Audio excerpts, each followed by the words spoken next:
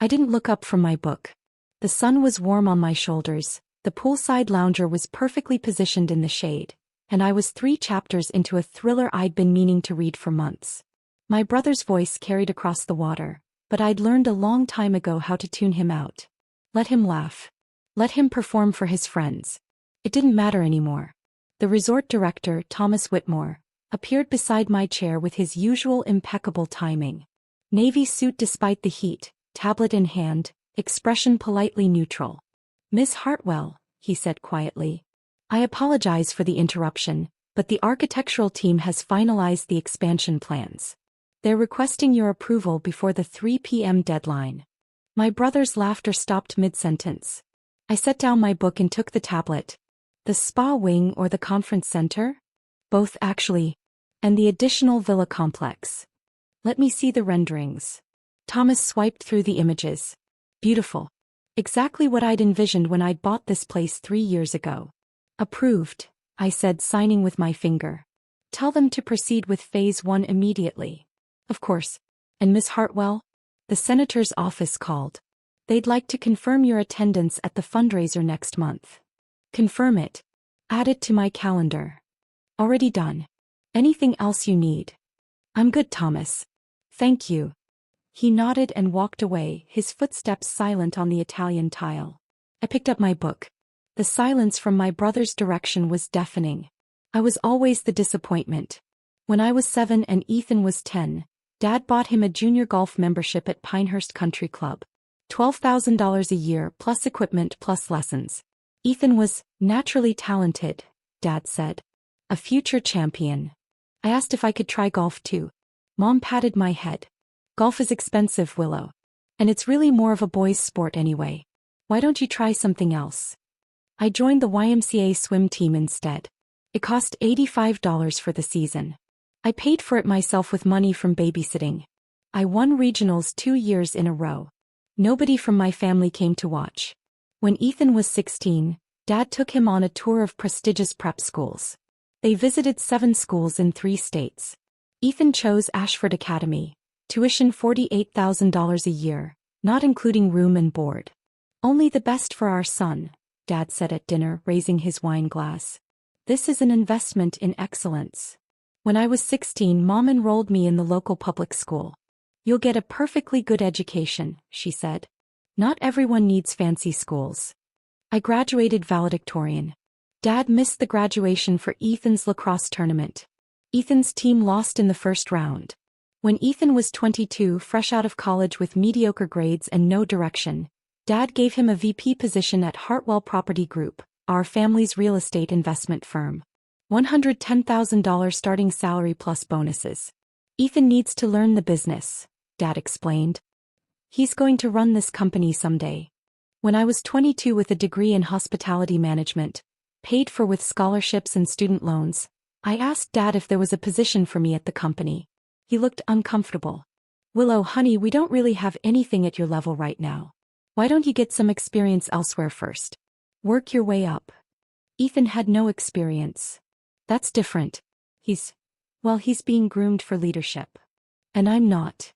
Dad sighed. "You're a smart girl, Willow. But this is a male-dominated industry. I'm just being realistic about your prospects." I got a job as a front desk clerk at a Marriott. $28,000 a year. Ethan bought a Porsche with his first year's bonus. The worst memory was my 25th birthday. The family met for dinner at an upscale steakhouse. Ethan's choice, Ethan's favorite place. "So Willow," Uncle James asked, cutting into his ribeye, "still working at the hotel?" "Yes," I said. "She's actually a supervisor now," Mom added like she was trying to help. "Oh, that's nice.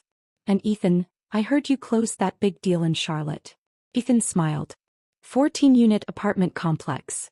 $8.7 million purchase. Dad's teaching me commercial acquisition. Excellent, excellent. Uncle James turned to me. "You know, Willow, there's no shame in regular work. The world needs hotel staff. Not everyone can be a high achiever like your brother." I set down my fork very carefully. "You're right," I said. "Not everyone can." Ethan smirked. That was 5 years ago. What my family never bothered to learn was that I wasn't just working at the Marriott.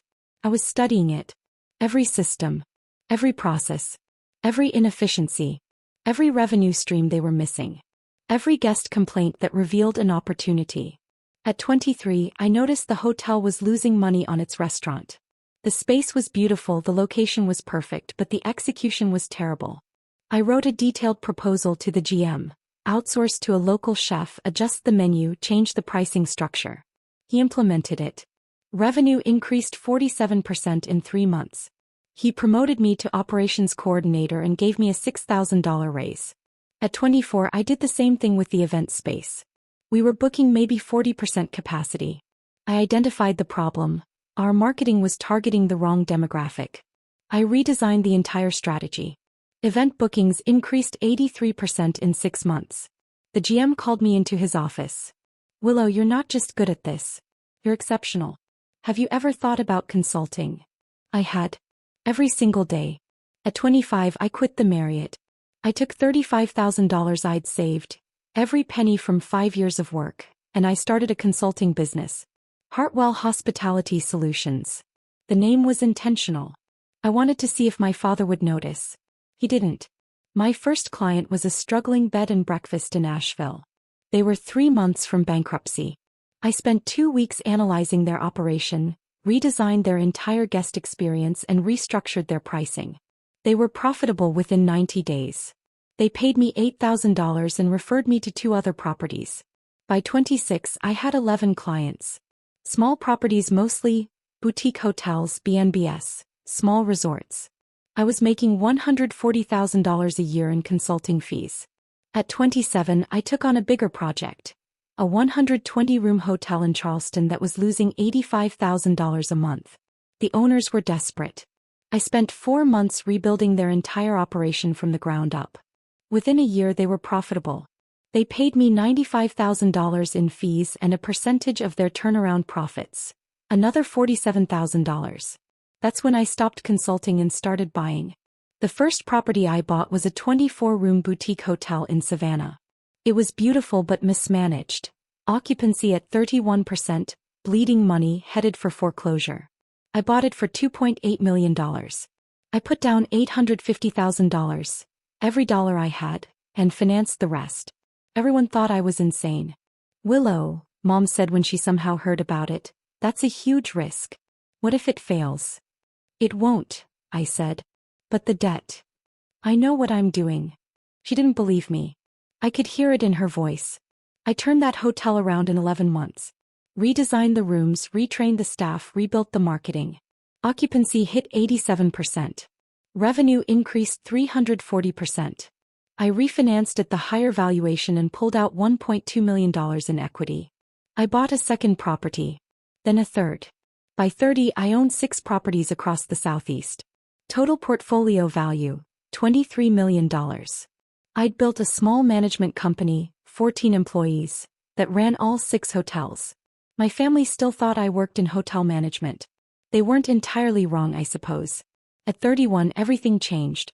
A 127-acre resort in the Blue Ridge Mountains came on the market. Azalea Ridge Resort. It had been a high-end destination in the 1980s.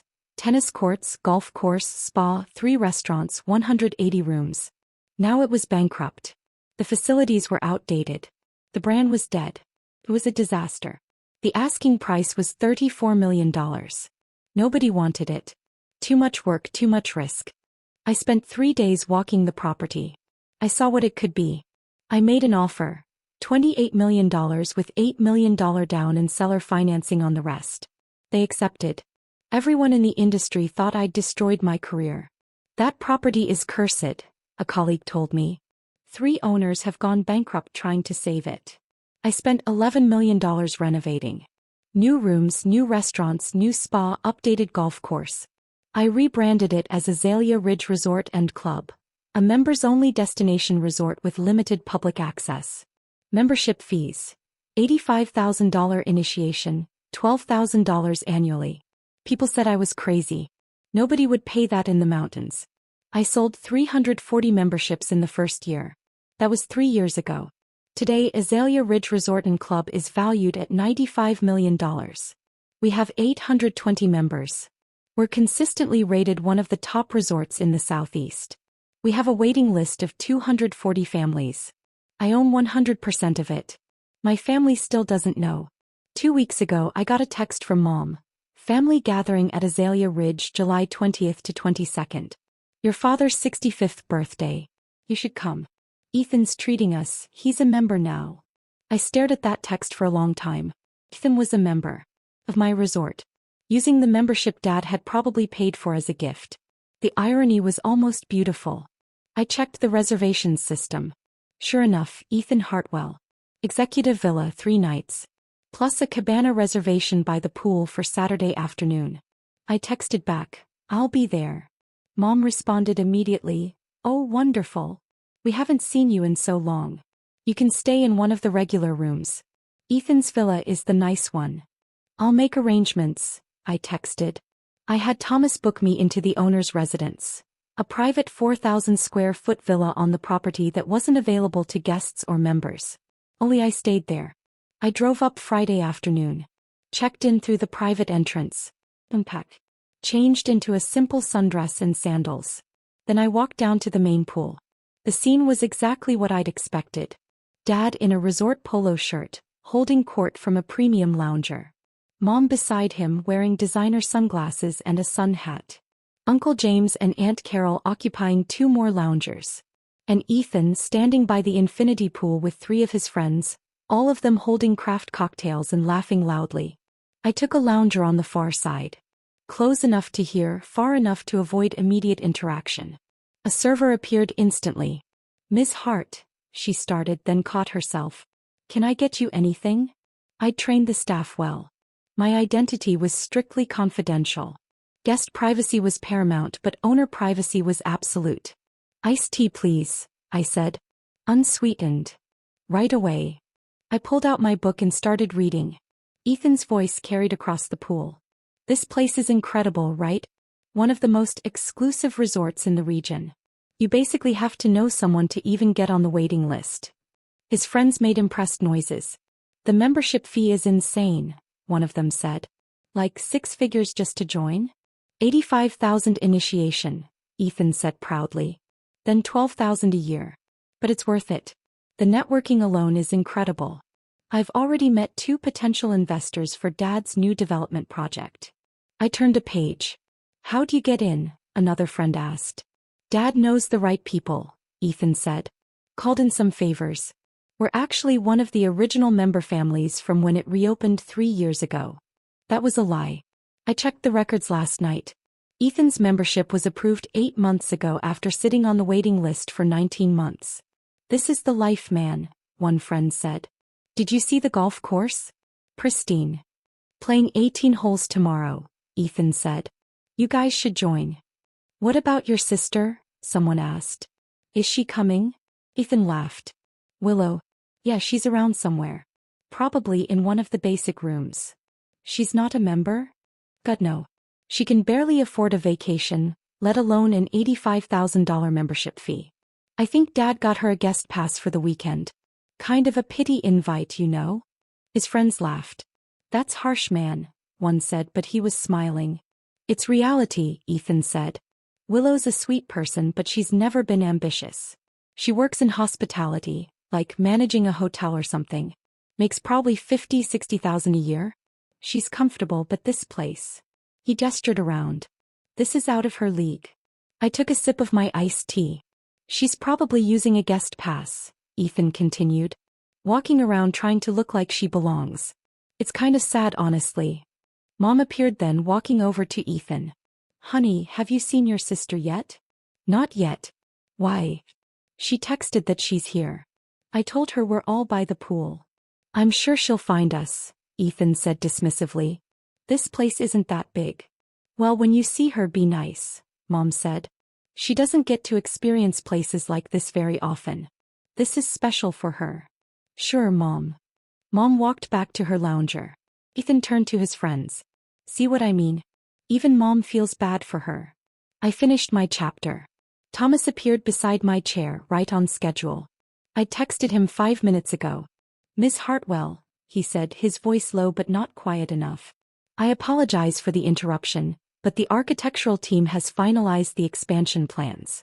They're requesting your approval before the 3 p.m. deadline. The conversations around the pool stopped. Ethan turned around. He saw me for the first time.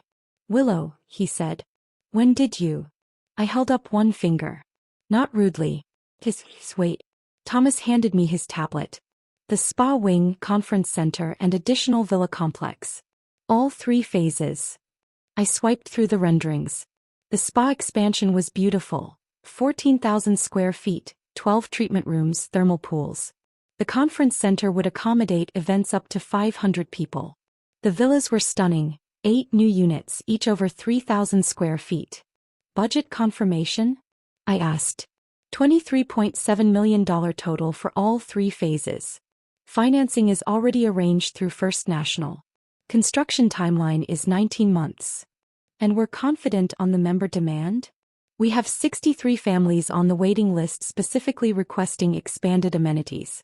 The conference center alone will generate an estimated $4.2 million in annual revenue. I signed the approval. Tell the team to proceed.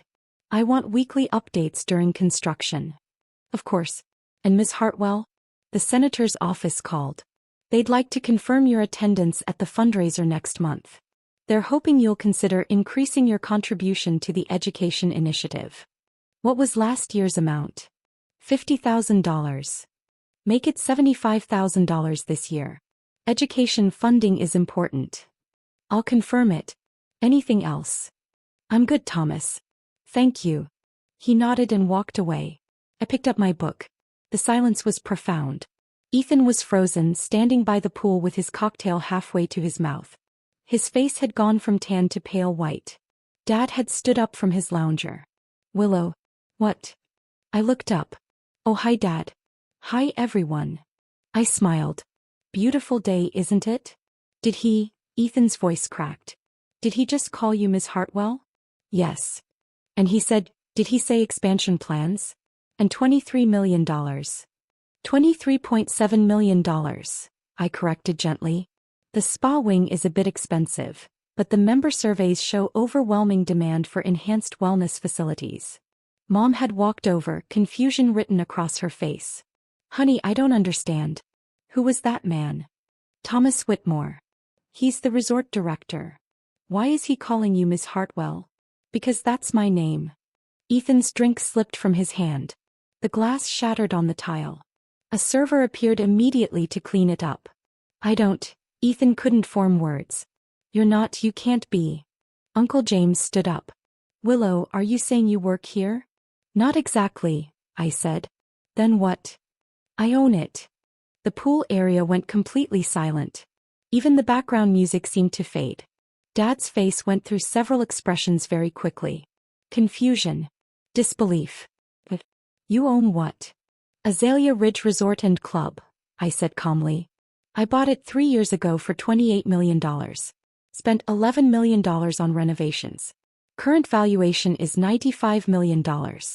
We have 820 members paying $12,000 annually, plus the initiation fees, plus revenue from the restaurants, golf course, spa, and events. Last year's gross revenue was $31.2 million. Nobody moved. I also own 6 other boutique hotels across the Southeast," I continued. Total portfolio value is approximately $134 million. But Azalea Ridge is the flagship property. Ethan sat down heavily on a lounger. His face was white. Dad started. "That's not possible. Where would you get?" "I built a consulting business first," I said. "Hospitality operations. I got very good at turning around failing properties. Made enough to buy my first hotel, then leveraged that to buy more. When Azalea Ridge went on the market, I saw the potential." Mom sat down next to Dad. He looked dizzy. $95 million, she whispered. "Current valuation, yes. Though after the expansion, we're projecting it'll increase to approximately $118 million. One of Ethan's friends cleared his throat. "So when Ethan said his sister works in hospitality." "I do work in hospitality," I said. "I own 8 hospitality properties. And the membership he's so proud of. Costs $85,000 to initiate," I confirmed. plus $12,000 annually. Ethan's on the books. Joined 8 months ago after 19 months on the waiting list. Ethan made a sound that might have been a groan. Wait, Uncle James said. You've owned this place for 3 years? Yes. And you never told us? You never asked what I was doing, I said simply. When we saw each other at Christmas 2 years ago, Uncle James, you asked if I was still working at that hotel. I said yes. Because I was working on this hotel. But you didn't ask for details, so I didn't elaborate. Willow, Dad said, his voice strange. Why didn't you tell us? We're your family. I set down my book. Dad, I said quietly, when I was 22 and asked for a job at Hartwell Property Group, what did you say? He opened his mouth. Closed it. You said I should get experience elsewhere first. Work my way up. That the real estate industry was male-dominated and you were being realistic about my prospects. I was trying to protect you. You were telling me I wasn't good enough. That's not. Ethan got a VP position with no experience. I had a degree and a proven track record at Marriott. But you gave him $110,000 and a company car. You gave me advice to lower my expectations. The pool area was silent. When I bought my first property, I continued, Mom told me it was a huge risk and asked what would happen if I failed. Nobody asked what would happen if I succeeded. Mom looked like she might cry. At Uncle James's birthday party last year, I said, Aunt Carol asked me if I was still working reception at hotels. I told her I was in management. She patted my hand and said there was no shame in regular work. That not everyone could be ambitious like Ethan. Aunt Carol's face had gone red. 3 months ago, I said, looking at Ethan, you posted on Facebook about making the deal of a lifetime, a $3.2 million property acquisition. Dad commented that he was proud. Mom commented heart emojis. I'd closed a $14 million financing deal that same week for this expansion. Nobody asked how my work was going. Ethan stared at the ground. You stopped seeing me, I said. All of you. You decided who I was. The disappointing daughter, the underachieving sister, the one who needed pity invites to nice places. So I stopped trying to prove otherwise. I just built my life. Without you. Willow, Mom said, tears in her eyes now. We didn't mean to. You did, I said. Not angrily. Just factually. You meant every comparison. Every dismissal. Every time you celebrated Ethan and forgot to ask about me.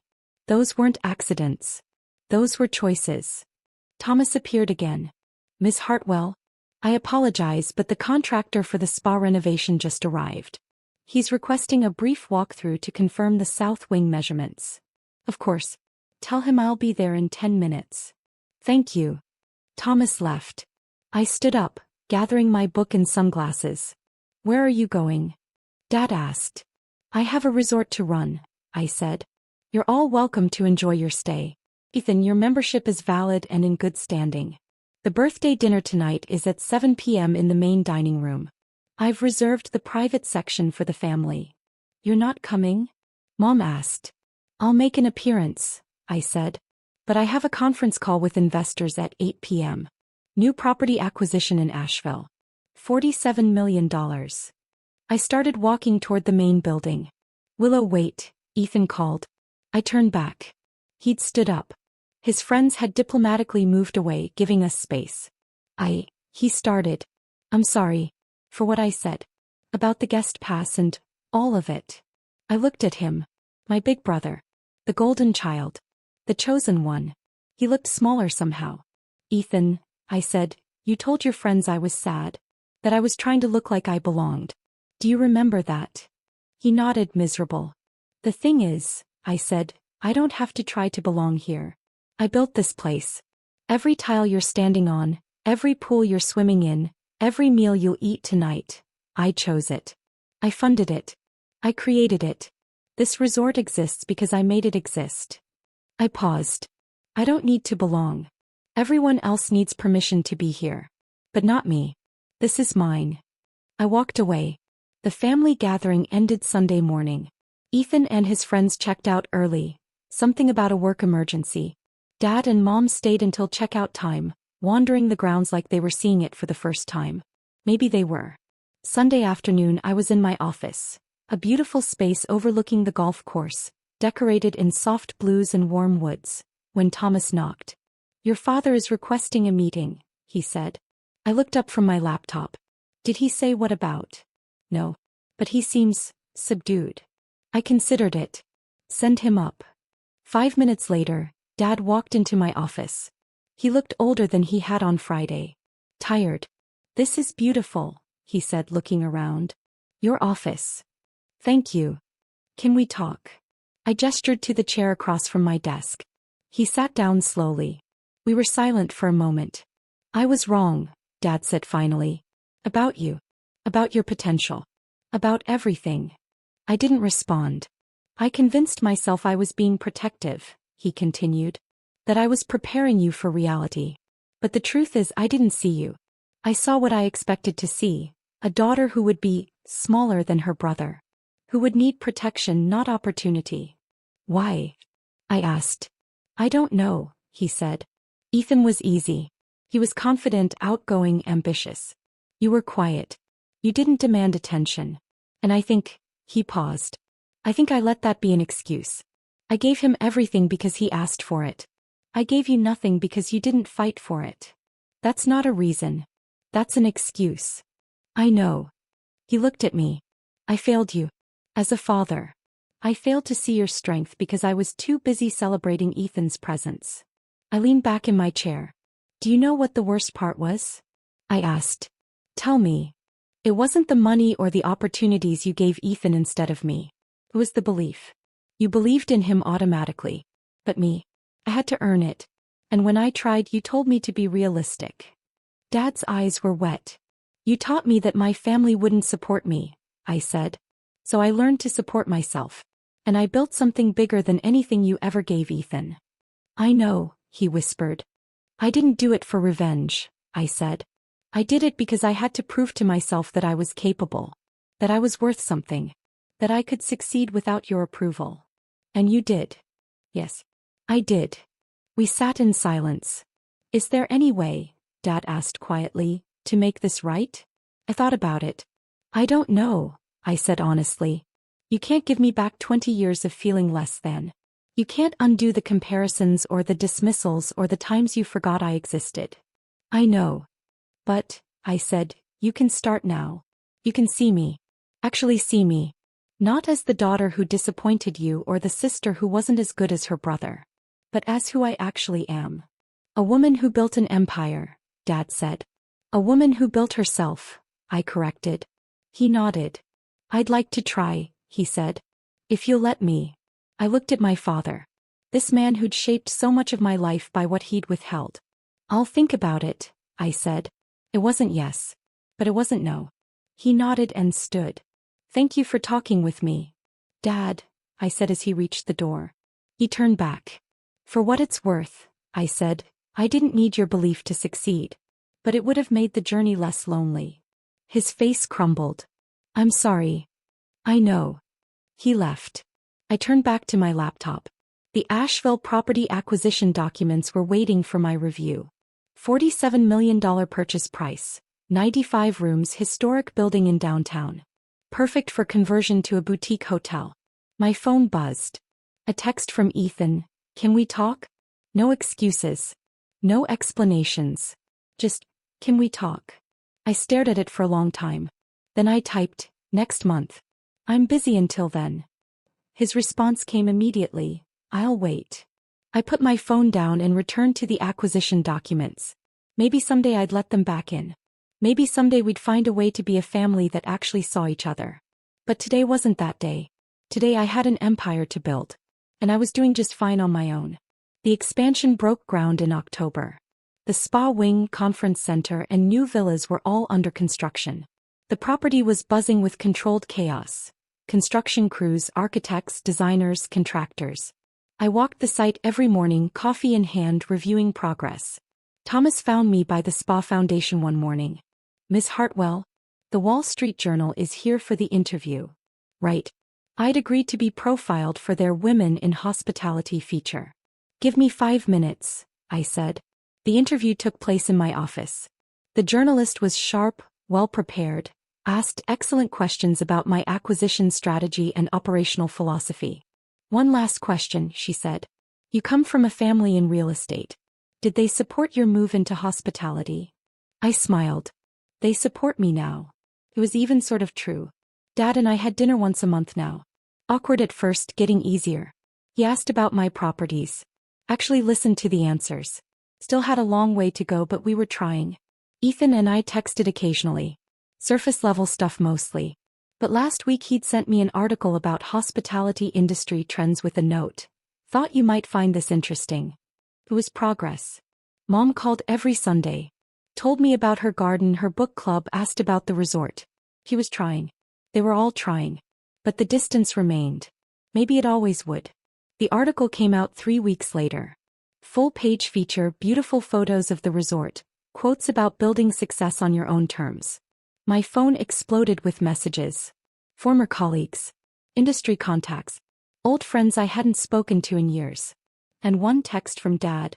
We should have believed in you from the beginning. I'm sorry we didn't. But I'm proud of you now. So proud. I read it twice.